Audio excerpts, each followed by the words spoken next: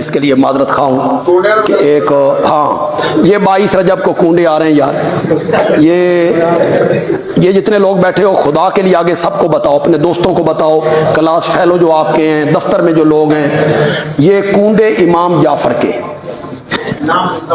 حضرت جعفر صادق رحمت اللہ علیہ نہ 22 رجب کو پیدا ہوئے نہ ان کا انتقال، خدا گواہ، نہ وہ پیدا ہوئے نہ ان کا انتقال۔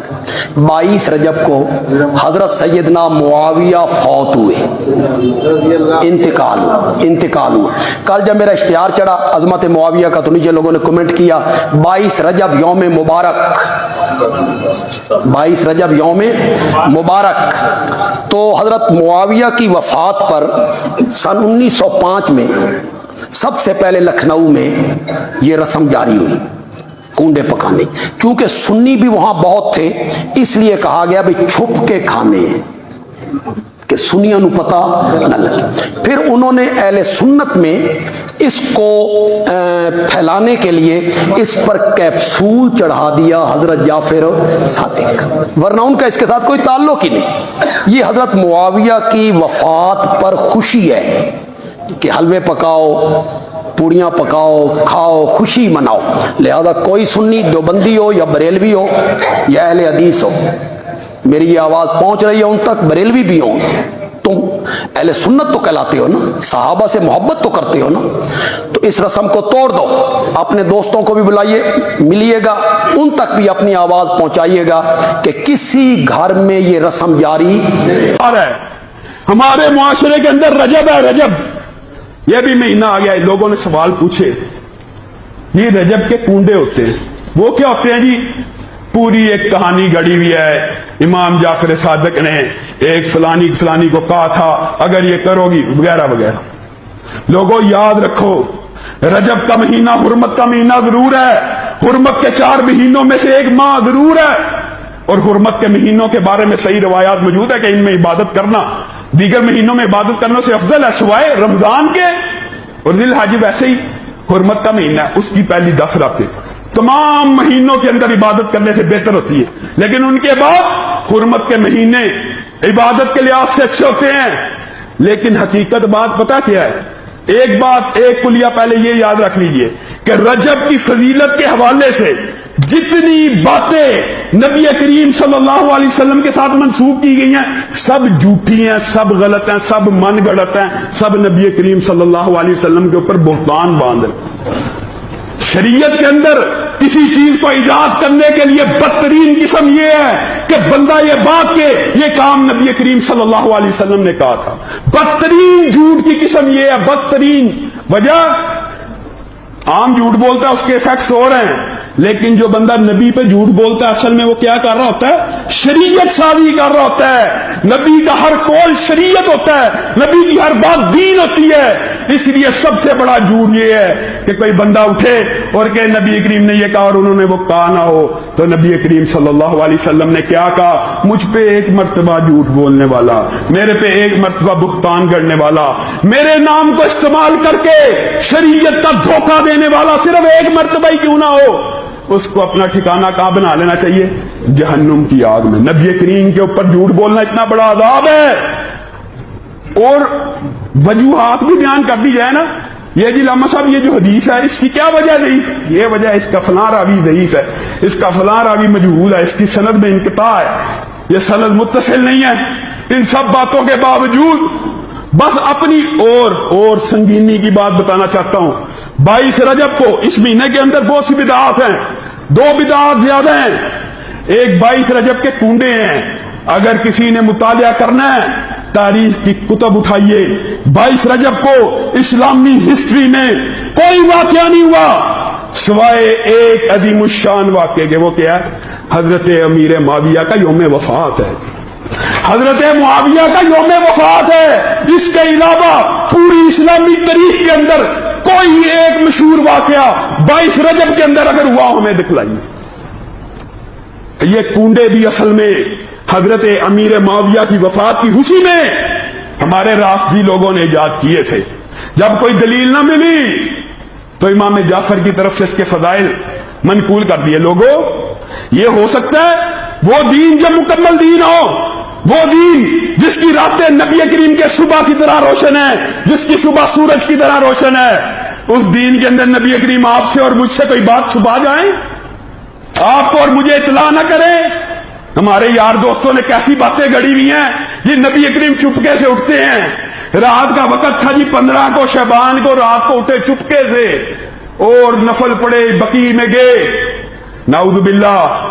نبی کریم جو حریص علیکم, جو تم پہ اور مجھ پہ حریص ہے کہ یہ ساری امت جنت میں چلی جائے, اتنا بڑا نیکی کا کام چھپا کے راتوں رات عبادت کر کے سو گئے. آپ کو اور مجھے اطلاع نہیں کی, ان کو اطلاع ہو گئی ہے. اور پھر 22 رجب کے بعد 27 رجب ہے جی, اس دن کیا ہوا تھا جی, معراج ہوئی تھی. اور لوگوں یہ کہاں سے فلسفے, یہ کہاں سے دن, اور تم لوگ اگر حقیقت میں سنت پہ چلنا چاہتے ہو, دنوں میں سب سے افضل دن جمعے کا ہے, جمعے کا ہے. امام سے پہلے مسجد میں آ جاؤ, کوئی گفتگو نہ کرو, کوئی چھیڑخانی نہ کرو, خوشبو لگا کے آؤ, اپنے ساتھ گھر والوں کو لے کے آؤ.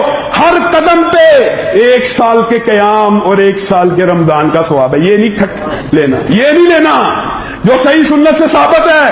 پیر اور جمعرات کا روزہ رکھنا وہ نہیں کرنا. جو رمضان سب سے افضل ہے, جو ذی الحج کے 10 دن ہیں ان میں عمل نہیں کرنا. جو بات من گھڑت مولوی پیر نے بتا دی ہے, 27 کو یہ عبادت کرو گے, نبی کریم معراج پہ گئے تھے, یہ ہوا تھا وہ ہوا تھا. پہلی بات تو یہ ہے کہ معراج کی تاریخ بھی ثابت نہیں ہے. بالفرض معراج کی تاریخ ثابت ہو تو اس کے بعد نبی کریم دنیا میں کتنی دیر زندہ رہے, 13 برس 15 برس, اتنے برس زندہ رہے. انہوں نے تو 27 رجب کو مجھے اور آپ کو کوئی خاص عبادت نہیں بتلائی. آپ کو کہاں سے وہی آ گئی؟ جو کونڈے کھا کھا کے, تیجے کھا کھا کے, اور جتنے مردے مر رہے ہیں سب کا ایصال ثواب یہ کھاتا ہے. ایسے بھی ہیں, اس طرح کے بھی ہیں نا. میں ایک واقعہ نہیں بتاتا, ایک بدعتی مولوی تھا, اس کے کسی کا انتقال ہو گیا, تو اس مولوی کا بھی انتقال ہو چکا تھا. تو وہ جمعرات کے کھانے پر بلایا. میت کے لواحقین نے کہا کہ پہلے تو آپ کے ابا کو بلاتے تھے, اب ابا نہیں ہے تو بچے آ جائیں. تو بچے جب کھانا کھانے کے لیے جانے لگے, جمعرات کا کھانا, تو بچوں کی ماں نے کہا دیکھو بیٹا, اتنا کھانا ہے کہ باپ کی روح کو تسکین ہو جائے کہ میرے بعد یہ سلسلہ ختم نہیں ہو, اور باپ کو بدنام نہیں کرنا. باپ کی روح کو تکلیف نہیں پہنچا, بدنام نہ, ناک نہ کٹوا دینا معاشرے میں, طبیعت سے پھوڑنا بیٹھ کے نا. باپ کی روح کو خوشی ہوگی کہ آج میں نہیں ہوں تو کوئی مسئلہ نہیں ہے, مفت کھانے والے میرے بچے ہیں الحمدللہ. تو بچوں نے ماں کی نصیحت یاد آئی, شروع کیا. یہ لطیفہ ہمارے نانا ہمیں سنایا کرتے, خود بھی مولوی تھے وہ, ٹھیک ہے نا, مسجد کے امام تھے, اللہ مغفرت فرمائے. بچوں نے طبیعت سے پھوڑنا شروع کیا, کھاتے کھاتے کھاتے کھاتے ادموئے ہو گئے نا, چلا ہی نہیں جا رہا ان سے. اماں کی نصیحت یاد آ رہی ہے. تو بالآخر یہ حالت ہو گئی کہ 2 بندوں کے کندھوں پہ سہارا لے کے گھر آ رہے. ماں نے دیکھتے ہی چترول لگانا شروع کر دی, کہہ رہی ناک کٹوا دی نا, باپ کی روح کو تکلیف دی. بچے کہنے لگے اماں اتنا تو کھا لیا کہ چلا نہیں جا رہا. کہہ رہی کمبختو, تمہارے باپ کو اسٹیشن پہ رکھ کے لے کر آتے تھے ہیں, اور تم چل کے آ رہے ہو. اس کو تو لٹا کے لاتے تھے, 4 آدمی اٹھا کے لا رہے ہوتے تھے اس کو. تو نبی صلی اللہ علیہ وسلم نے ایک یہودی عالم کو تانا دیا, وہ اسلام پہ اعتراض کر رہا تھا, باتیں کر رہا تھا. آپ نے تانا دیا کہ کیا تورات میں نہیں لکھا ہے کہ اللہ کو موٹے توند والے عالم سے نفرت ہے؟ تو تو پہلے اپنا حلیہ تو دیکھ, کھا کھا کے توند نکالی ہوئی ہے, تورات پر عمل کر نہیں رہا جو اللہ نے تمہیں کتاب دی تھی, اور ہمیں کیا کر رہا ہے, نصیحتیں کر رہا ہے. تو اس سے پتہ چلتا ہے کہ تانا بعض صورتوں میں, اس سے ایک تو یہ بھی پتہ چلتا ہے کہ اللہ کو زیادہ کھانا, بولو بھائی پسند نہیں. جمعرات کے بھی کھانے, ادھر سے کنڈے کا کھانا آ گیا, ادھر سے پتہ نہیں کیا کھائے جا رہے ہیں یار. اسلام میں تو بھائی روزے رکھنا ہے, پیر جمعرات کا رومی. دیکھو نبی صلی اللہ علیہ وسلم کے یوم پیدائش میں آپ نے روزہ رکھا ہے. ہمارے یہاں دیگیں پکتی ہیں 12 ربیع الاول کو نا. اگر فرض کر لو 12 ربیع الاول یوم پیدائش ہے تو پھر تو روزہ ہونا چاہیے. دیگیں ہو رہی ہیں, دبا کے کھا رہے ہیں, کھچڑے پک رہے ہیں, کھیرے کھا رہے ہیں. تو ہمارے نبی نے اپنی یوم ولادت پہ بھی روزہ رکھا. اسلام نے بتایا کہ بھائی توند بڑھنا اچھی چیز نہیں ہے. نبی صلی اللہ علیہ وسلم کے پاس ایک کافر آیا, آپ نے اس کو دودھ پیش کیا. مہمان کا اکرام ہے نا, تو کافر کا بھی آپ اکرام کرتے تھے. دودھ پیش کیا, اس نے ایک پیالہ بھر کے دودھ پیا, آپ نے ایک اور پیش کر دیا, وہ بھی پی گیا. آپ ایک اور پیش کیا, وہ بھی پی گیا. 7 پیالے بھر کے اس نے دودھ کے, اور پیالہ بھی اس زمانے کا ہوتا تھا, 7 پیالے بھر کے جب 8واں پیش کیا, اس نے کہا سیر ہو گیا اور حاجت نہیں. اس دودھ کی برکت تھی, نبی کے اکرام کی برکت تھی, کلمہ پڑھ کے مسلمان ہو گئے. اگلے دن دوبارہ آیا, کوئی آپ نے اسے کم کھانے کی ترغیب نہیں دی. ابھی تو اسلامی تعلیمات اس نے بیچارے نے سیکھی نہیں ہے نا, ابھی تو کلمہ سیکھا ہے, نماز دیکھی ہوگی. اگلے دن دوبارہ آیا, آپ نے پھر اکرام کیا, اسی طرح بھوکا تھا, آپ نے اسے دودھ کا ایک پیالہ پیش کیا, پی گیا. وہ دوسرا پیالہ پیش کیا, فرمایا رسول اللہ سیر ہو چکا ہوں, اب حاجت نہیں ہے. آپ نے اس موقع پر ارشاد فرمایا المؤمن یأکل فی معن واحد والکافر یأکل فی 7 امعاء. کافر 7 آنتیں بھرتا ہے پیٹ کی, اور مومن 1 آنت بھرتا ہے. 1 آنت میں مومن کیا ہو جاتا ہے؟ مومن چٹورا, سمجھ رہے ہو نا, چٹورے سے میری مراد ہے پھوڑنے والا. ایک تو چٹنی کباب کھانے کا شوق ہوتا ہے, وہ نہیں, پھوڑنے والا نہیں ہوتا, کھائے جا رہا ہے کھائے جا رہا ہے کھائے جا رہا ہے. آج ہمارا مذہب کیا ہے؟ کھانا مذہب ہے. بارات کے کھانے الگ کھائے جا رہے ہیں, حالانکہ اسلام میں ولیمہ بارات نہیں ہے. اور پھر مردوں کے تو اللہ کی شادیوں پہ اتنا نہیں کھایا جاتا جتنا مردوں پہ کھایا جاتا ہے. بھائی وہ میت کہے گی جب میں دولہا بنا تھا تو اتنا میرے ابا نے نہیں کھلایا تھا, یہ میرے جو نا رشتہ داروں نے. جب میں مرا ہوں تو لنگر ہے کہ ختم ہونے کا نام لے ہی نہیں رہا, جو بھی آ رہا ہے کھا کے. اور لوگ کہتے ہیں کھاؤ, یہ کھانا بہت برکت والا کھانا, اس کو کھانا ضرور ہے, آپ نے کھانا ضرور ہے. تو کھا کھا کے ہمارے حضرت ایک شعر پڑھا کرتے تھے کہ ہم فراق یار میں, اصل شعر پتہ ہے کیا ہے؟ ہم فراق یار میں گھل گھل کے, وہ کیا ہے یار, اصل شعر کچھ اور ہے کہ ہم یار کی جدائی میں نا گھل گھل کے کمزور ہو گئے, مر گئے, یہ ہو گیا. ہر فرمایا کرتے تھے آج کل الٹا چل رہا ہے. نبی کی محبت میں نا, یار کے فراق میں, ہم فراق یار میں گھل گھل کے ہاتھی ہو گئے. محبوب کی محبت میں موٹے ہو رہے ہیں, اتنے گھلے رستم کے ساتھی ہو گئے. رستم پہلوان تھا نا. تو نبی کی محبت میں پہلے زمانے میں لوگ کیا ہوتے تھے بھائی؟ روزے رکھ رکھ کے دبلے ہوتے تھے. آج نبی کی محبت میں انتہائی سپیڈ کے ساتھ پھیلتے چلے جا رہے ہیں, کھائے جا رہے ہیں کھائے جا رہے ہیں کھائے جا رہے ہیں. ہر پھیلے ہوئے کو یہ نہ سمجھیں کہ وہ, میں نے پہلے بتا دیا کسی کی بے کرامی جائز نہیں ہے, بائی نیچر بھی ہوتے ہیں نا لوگ, لیکن اور بہت سے کم وقت اتنے باریک ہوتے ہیں مگر پھوڑتے رہتے ہیں صبح شام. وہ قدرتی طور پہ بڑھ, جسم ہی نہیں بڑھتا ان کا. تو وہ جو ہے نا کھاتے بھی ہیں, بدنام بھی نہیں ہوتے. تو ایک بڑے بھاری بھرکم عالم تھے, بہت بھاری جسم ان کا. میں نے ان سے پوچھا, میں نے کہا آپ کیا کھاتے ہیں؟ انہوں نے کہا میں کھاتا ہی نہیں ہوں, میں 1 ٹائم کھانا کھاتا ہوں, 2 ٹائم کا ناغہ کرتا ہوں, لیکن پھر بھی بدنام ہوں. انہوں نے کہا لوگ مجھے دیکھ کے کہتے ہیں پتہ نہیں اتنا کھاتے ہوں گے, حالانکہ بہت کم کھاتے تھے وہ. تو اس حدیث سے ہمیں ایک تو یہ پتہ چلتا ہے کہ مومن زیادہ نہیں پھوڑتا, وہ تبھی تھوڑا کھاتا ہے جتنی اس کی باڈی اس کو اجازت دیتی ہے.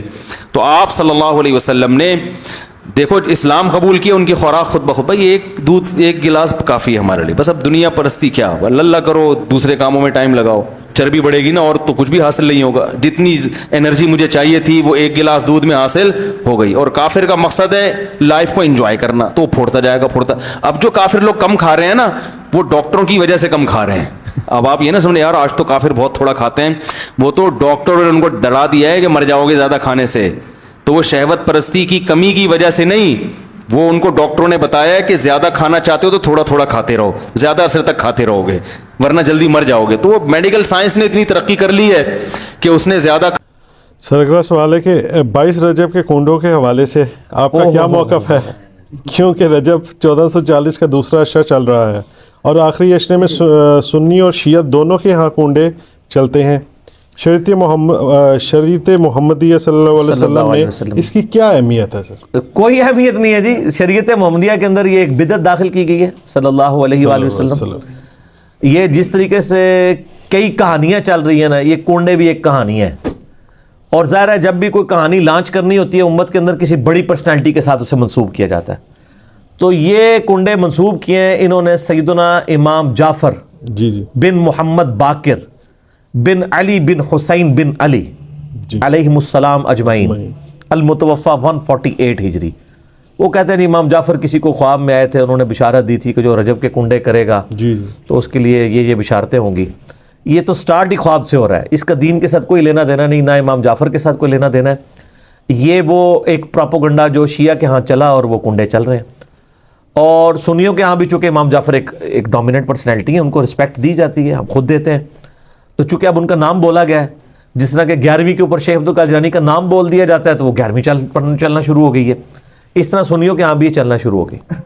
बाकी दूसरी तरफ अहले सुन्नत में जो एंटी शिया एलिमेंट्स थे, उन्होंने कोशिश की कि जी इस सेरेमनी को डाइल्यूट करने के लिए उन्होंने एक नई कहानी डिवाइस की। उन्होंने कहा कि असल में 22 रजब को हज़रत मुआविया इब्न अबी सुफियान रज़ियल्लाहु तआला अन्हु की वफ़ात हुई थी। उस वफ़ात की खुशी में शिया जो है ना वो कुंडे बनाते हैं। बिल्कुल। ये एक नई कहानी उन्होंने दरियाफ्त की। तो ये कहानी जब आपने दरियाफ्त की है तो ये कहानी दरियाफ्त जिन लोगों के बारे में की है सर, उनकी भी राय ले लें कि उनका मौक़िफ़ ये है भी है कि नहीं। तो वो आपको कहेंगे कि हमारे लिए हज़रत मुआविया की मौत या ज़िंदगी इतनी अहमियत की हामिल नहीं है कि हम उसको सेलिब्रेट करें।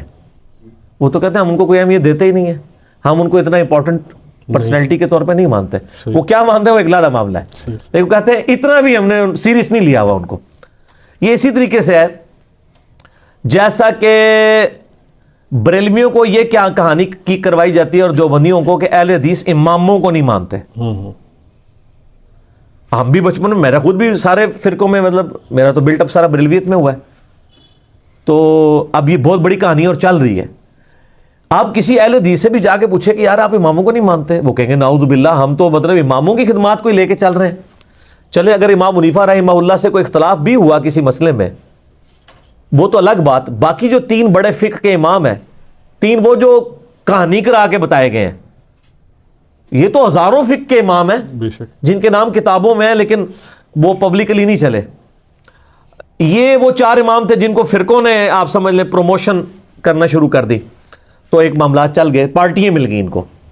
जैसे नबी इस्लाम की एक बेटी सईदा फातिमा को पार्टी मिल गई, बाकी बेटियों को पार्टी नहीं मिली तो वो बेचारी मशहूर नहीं हुई। हालांकि शिया की मोतबर किताबों के अंदर यानी नबी इस्लाम की 4 बेटियां, ईरान के शिया तो 4, वो कहते हैं ये तो अनडाउटेड मसला है। यहाँ पे कहानियाँ इन्होंने करवाई हुई हैं। इवन सबसे बड़ा जो राफदी है यासर अल हबीब, वो भी नबी इस्लाम की 4 बेटियां मानता है, वो भी उसके भी इनकार करने की जरूरत नहीं हुई। नाजुल बलागा के अंदर मौला अली अलैहिस्सलाम ने हजरत उस्मान को दमाद रसूल फरमाया, ठीक है। तो कहानियां लेकिन वो चल रही होती हैं इस तरीके से। तो वो एक कहानी उन्होंने चला दी और वो कहानी उनकी बिकनी शुरू हो गई कि इमामों को नहीं मानते। वो आप अहले हदीसों से पूछे आप इमामों को मानते हैं, वो कहते हैं सर इमामों का ना माने तो हमारी सारी किताबें खत्म हो जाएंगी, क्योंकि इमाम बुखारी के उस्ताद हैं अहमद बिन हंबल, अहमद बिन हंबल के उस्ताद हैं इमाम शाफी, इमाम शाफी के उस्ताद हैं इमाम मालिक, और इन इमामों से हदीसें हैं बुखारी मुस्लिम में। अगर हम उन इमामों को ही ना माने तो इन हदीसों को फिर हम कहां से मानेंगे जिनकी चेन से वो आ रही हैं। वो फिर आपको बताएंगे कि हम इमामों को भी मानते हैं और इमामों की भी मानते हैं। इमामों को मानते हैं कि उनकी रिस्पेक्ट करते हैं, इमामों की मानते हैं कि इमामों ने हमें बताया है कि हमारी कोई बात भी किताब व सुन्नत के खिलाफ हो तो उसको छोड़ दो। हम इमामों की रवायत करदा अहादीस को मानते हैं, बाकी उनके जो फतावाजात हैं जो दूसरी सहीहुल इस्नाद अहादीस या सहाबा की अकवाल की रोशनी में गलत साबित होते हैं, हमारी रोशनी में नहीं उनकी रोशनी में, हम उन चीज़ों को छोड़ देते हैं। बिल्कुल। तो इसी तरीके से शिया के बारे में कहानी करा दी, वो हज़रत मुआविया की डेथ का दिन मना रहे हैं और ये सुन्नी भी उनके देखा देखी शुरू हो गया, उनका और चल रहा है। ये इसाले सवाब के मामले में मेरा बिल्कुल कैटेगोरिकल एक ओपिनियन है। लाखों लोगों ने यूट्यूब पे मेरी वीडियो देखी है, मसला नंबर 74। आप इसाले सवाब लिखें यूट्यूब पे, टॉप ऑफ लिस्ट मेरी वो वीडियो खुल जाएगी, उसमें मैंने सारी चीज़ें बताई हैं। 11वीं हो, मिलाद हो, मुहर्रम की न्याज हो, या आपकी ये रजब के कुंडे हों, इन सारों के बारे में है कि ये सब की सब एक्टिविटीज़ दीन में खुद से दाखिल की गई हैं। ہم ان کو کفر و شرک والا معاملہ نہیں کہتے لیکن بدعات تو ہیں. بالکل. اب رہ گیا مسئلہ کہ اس طرح کی ایکٹیویٹیز میں جو کھانا ہے وہ حلال ہے یا حرام ہے. وہ بھی میں نے اس کے اندر بتایا ہوا ہے کہ کھانے کو حرام کہنے کے لیے یہ چیز ضروری ہے کہ آپ پہلے اس کی حرمت ثابت کریں.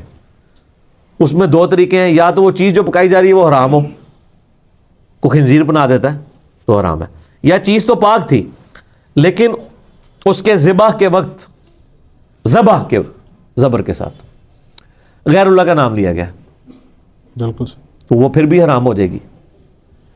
تیسرا مسئلہ ہے تقرب والا. تقرب میں اب دو طرح کے آپشن ہیں. ایک تقرب یہ ہے کہ کوئی شخص یہ کہتا ہے کہ میں فلاں بزرگ کے ایصال ثواب کے لیے کر رہا ہوں, حضرت حسین علیہ السلام کو ثواب پہنچ جائے, ایک میری طرف سے ہدیہ. تو اس کے معاملے میں بھی ایسا کوئی سختی والا معاملہ نہیں ہے. لیکن اگر کوئی تقرب یہ کر رہا ہے کہ یہ ایصال ثواب ان کو پہنچے اور وہ میرے مشکل کشا ہے اور اس کے بدلے میں یہ میری مصیبت حل کر دیں گے, تو وہ تو نیاز کے بغیر ہی عقیدہ شرکی ہے. نیاز تو سائڈ پہ رہ گئی, عقیدہ ہی غلط ہے. بالکل ٹھیک ہے نا. تو ہمارا تو موقف یہ ہے کہ ہمارے پاس کوئی اس طرح کی کھانے پینے کی چیز لے آتا ہے, ہم اس سے پہلے پوچھتے ہیں کس کے نام کی ہے. اگر وہ کہتا ہے اللہ کے نام کی ہے تو بسم اللہ پڑھ کے کھا لیں. اگر وہ کہتا ہے یہ فلاں بزرگ کی ہے تو اسے پوچھے یہ بزرگ کے نام سے مراد آپ کیا لے رہے ہیں, کیا ان کی رضا کی خاطر ہے, ان کے نام کا ذبح ہے؟ تو سر یہ کوئی بھی نہیں آپ کو کہے گا. کوئی جاہل کہہ دے تو کہہ دے, وہ کہے گا نہیں اللہ کا نام دیا ثواب پہنچانا ہے انہوں نے. اچھا جی, پھر زیادہ وہم نکالنا ہے تو آپ پوچھ لیں کہ ثواب پہنچا کے کڈنا کہ جے وچوں جے تسی واقعی کھانا نہیں کھانا تے, جے کھانا کھانا تے ایتھے تک ہی سوال رکھو, زیادہ غلوف نہ کریں آپ کیونکہ غلوف کریں گے نا تو معاملات بگڑیں گے. اور یہ میں آپ کو اپنی طرف سے نہیں بتا رہا. صحیح بخاری میں سیدہ عائشہ نے نبی علیہ السلام سے پوچھا یا رسول اللہ علیہ وسلم یہ کچھ نیو مسلم ہے, ہمیں نہیں پتا انہوں نے ذبیحہ صحیح کیا ہوا یا نہیں کیا, تو یہ جب کوئی اس طرح کی گفٹ لے کے آتے ہیں ہم کیا کریں؟ آپ نے بسم اللہ پڑھ کے کھا لیا کرو. اللہ اکبر. اللہ آپ نے کہا کہ بلاؤ, آپ یہ بھی کہہ سکتے تھے حلف دلواؤ, یہ وہ وہم نکالا کہ مسلمان کا ذبیحہ ہے نا تو حسن ظن رکھو, زیادہ نٹی گریٹی میں نہ پڑھو. سبحان اللہ. ٹھیک ہے نا. اس کا غلط رزلٹ بھی نکال لیا یوسف القرداوی صاحب نے. انہوں نے وہ اسلام میں حلال و حرام ایک کتاب لکھی, اس میں انہوں نے لکھا کہ یہ جو غیر مسلموں کے بھی جو ذبیحے چل رہے ہیں نا, اور جو KFC میکڈونلڈ چل رہے ہیں, جو ڈیفینیٹلی ذبیحے ہے ہی نہیں ہے, وہ اللہ کے نام کے کیا, وہ تو مطلب بالکل ذبح والا معاملہ ہی اس کے اندر اس طریقے سے نہیں ہے, نہ وہ اللہ کا نام لیتے ہیں. وہ کہتے ہیں بسم اللہ پڑھ کے آپ کھا سکتے ہیں, اور اس حدیث سے پلی لی. تو میں نے ان کا بھی رد کیا کہ سر ایڈی بھی کھلی چھٹی نہ دو, مسلمان کا ذبیحہ ہے نا اس کے اوپر آپ کو وہم نہیں کرنا چاہیے اگر وہ مسلمان ہے. اب وہ اگلا مسئلہ شروع ہو جائے گا کہ وہ بریلوی ہے, دیوبندی ہے, اہل حدیث ہے, شیعہ ہے. یہ نئی کہانی کرنے کی ضرورت نہیں ہے. اہل کتاب کا ذبیحہ بھی حلال ہے. تو اگر آپ ایک دوسرے کو مسلمان ماننے کے لیے تیار نہیں, چلو اہل کتاب ہی مان لو. یہود و نصارہ کی عورتوں سے تو آپ کا نکاح جائز ہے سورۃ المائدہ کے پہلے رکوع کے تحت, اور اسی رکوع میں آتا ہے کہ اہل کتاب کا ذبیحہ بھی حلال ہے, کوشر فوڈ. جی ہاں, اگر وہ اللہ کے نام کے اوپر کیا ہو. تو اگر یہود و نصارہ کا اللہ کے نام کا ذبیحہ حلال ہے, تو جو آپ کے اپنے اہل کتاب ہیں قرآن کے فائنل ٹیسٹمنٹ کے ماننے والے, وہ تو old testament new testament tempered form میں مان رہے ہیں, اور وہ اتنے ظالم ہیں کہ نبی علیہ السلام کو وہ دجال سمجھتے ہیں, نعوذ باللہ. ظاہر پیغمبر نہیں مان رہے, تو جب آپ کسی کو پیغمبر نہیں مان رہے, جس طرح غلام احمد قادیانی کو پیغمبر نہیں مانتے, تو کیا سمجھتے ہیں؟ دجال کے اس نے دجل کیا ہے, جھوٹ بولا ہے. اس کے باوجود اللہ تعالیٰ کہہ رہا ہے کہ ان کا ذبیحہ بھی حلال ہے. اور جو آپ کے نبی کے عاشق ہیں, جو محمد اور آل محمد کے لیے جان دینے کے لیے تیار ہیں, سر ان کے اوپر آپ کم از کم یہودیوں والا اسٹیٹس تو ان کو دے دیں. ٹھیک ہے, تو وہ آپ دینے کے لیے تیار نہیں ہے. اسی پہ میرا ایک کلپ بھی ہے, وہ کیا سنی شیعہ کا نکاح ہو سکتا ہے, اس کا بھی پھر اتنا مذاق اڑاتے ہیں. سر میں نے تو کہانی الٹ دی ہے نا, میں نے سوال کرنے والے سے یہ میرا کلپ لاکھوں, میں نے کہا یہ سوال نہ کریں سنی شیعہ کا, آپ یہ پوچھیں سنی کا بھی نکاح ہو سکتا ہے کہ نہیں, کیونکہ اگر سنی حنفی ہے تو وہ یا سنی حنفی دیوبندی ہوگا یا سنی حنفی بریلوی ہوگا. تو ہے تو دونوں سنی نا. سنی اہل حدیث ہوا تو وہ تو بہت دور بیچارہ بیٹھا ہے, اس کی تو کوئی اوقات ہی نہیں نا ان کے نزدیک, وہ تو بہت تھوڑے ہیں. اور سر آپ کو کبھی میں احکام شریعت ان کی اور ملفوظات میں سے دیوبند اور اہل حدیث کے بارے میں ان کے جو فتوے پڑھ کے سناؤں نا, تو وہ آپ یقین کریں آپ کے کانوں سے دھواں نکلنا شروع ہو جائے. جو سخت لفظ انہوں نے استعمال کیے ہیں, وہ کہتے ہیں جی اگر کسی کا یعنی بچہ جو ہے وہ دیوبندی اہل حدیث ہو گیا تو اس کو باپ کی وراثت سے بھی کچھ نہیں ملے گا, کیونکہ وہ مسلمان رہا ہی نہیں ہے. اللہ جی سر، ظاہر ہے جب آپ نے ایک اصول کھڑا کیا اس کی کورالریز پھر یہی نکلیں گی. حسام الارمین میں لکھا ہے نا انہوں نے کہ چوتھا فرقہ وہابیہ شیطانیہ جو شیطان لعین آفاق کے فالورز ہیں، جیسا کہ روافظ جو ہیں وہ شیطان اطاق کے فالور ہیں. پھر آگے جا کے لکھتے ہیں کہ ان تمام لوگوں کے کفر میں شک کرنے والا بھی کافر ہے، اور اس پہ اجماع ہے کہ سب کے سب مرتد اور خارج اسلام ہے. جب مرتد بھی ہوگے، خارج اسلام بھی ہوگے، آپ نکاح کی سوچ رہے ہیں، وہ تو آپ کو یہ کہہ رہے ہیں کہ آپ نعرے تکبیر پڑھ کے ان پہ چڑھ دوڑیں. یہ اور یہی حال ادھر بھی. آپ المحند مفند میں لکھا ہے کہ جو بریلوی ہیں وہ ایک شیطانی لشکر ہے جو ہم پہ حملہ آور ہو گیا، جس طرح کے شیاطین انبیاء پر حملہ آور ہوتے تھے. مجھے بعض لوگوں نے کہا جی یہ تو ذرا سافٹ ورڈز ہیں، انہوں نے شیطان ہی کہا ہے نا بریلویوں کو. احمد بریلوی تو بہت آگے گئے ہیں. سر یہ احمد بریلوی سے 4 ہاتھ آگے گئے ہیں، آپ کو پتہ نہیں چلا، ہم آپ کو انجینئرنگ کر کے بتاتے ہیں. انہوں نے لکھا ہے کہ یہ شیاطین اس طریقے سے حملہ آور ہوئے ہیں ہمارے علماء دیوبند پہ، اور ساتھ رضی اللہ عنہم بھی لکھا ہوا ہے علماء دیوبند کو. جس طرح انبیاء پر شیاطین حملہ آور ہوتے تھے، انبیاء پہ جو شیاطین حملہ آور ہوتے تھے وہ مسلمان شیاطین ہوتے تھے.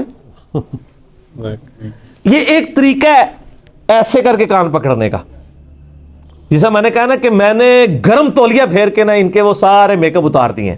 نہیں ہم نے کوئی تکفیر تو نہیں کی، ہم تو تکفیر کرتے ہی نہیں نا. پرانی باتیں، پرانے بزرگ، پرانے کہانیاں. اور نہیں آئی ہے کہانی کہ یہ نہیں آپ یہ لکھوا کے دیں کہ ہمارے علاوہ سارے فرقے ہمارے نزدیک گمراہ ہیں، لیکن ایک نہ ایک دن جنت میں چلے جائیں گے عذاب بھگت کے، کیونکہ مسلمان تو ہیں ہی ہیں. یہ آپ کو کوئی بھی لکھ کے دینے کے لیے تیار نہیں ہوگا دوسرے فرقے کے بارے میں. تو کیا کر رہے ہیں؟ تکفیر کر رہے ہیں. تو یہ تکفیر ہر جگہ پائی جاتی ہے، بعض جگہ چھپی ہوئی ہوتی ہے اور بعض جگہ ظاہر ہوتی ہے. وہ جو چھپی ہوئی تھی وہ بھی چھپی ہوئی نہیں ہوئی ہے، وہ اب سامنے آ گئی ہے، کیونکہ ہم نے اس کے لیے ایک آپ کو امپیریکل فارمولا دے دیا ہے جس میں آپ ڈالتے ہیں فوراً باہر آ جاتا ہے. ٹھیک ہے، تو آپ چیک کر کے دیکھ لیں. بلکہ وہ آپ جب بات شروع ہی کریں گے نا تو سمجھ آ گئی ہے. اکثر لوگ ہمارے بھائی جاتے ہیں نا تو وہ بات شروع کرتے ہیں، پتہ لگ گیا کہڑے اسٹیشن تو بول رہے ہیں. ٹھیک ہے نا. اب تو لوگ ڈرتے ہیں حدیث کا نمبر بھی مانگتے ہوئے. ٹھیک ہے نا. تو لوگ تو کہتے ہیں یہ گمراہی ہے حدیث کا نمبر مانگنا. تو اسی طریقے سے چلیں جس طریقے سے ہم آپ کو چلا رہے ہیں. فیوچر میں یہ بدعت ہو جائے گا حدیث کا نمبر. ہاں بدعت ہو جائے گا، واقعی بالکل صحیح بات ہے، بدعت ہو جائے گا. ٹھیک ہوگا.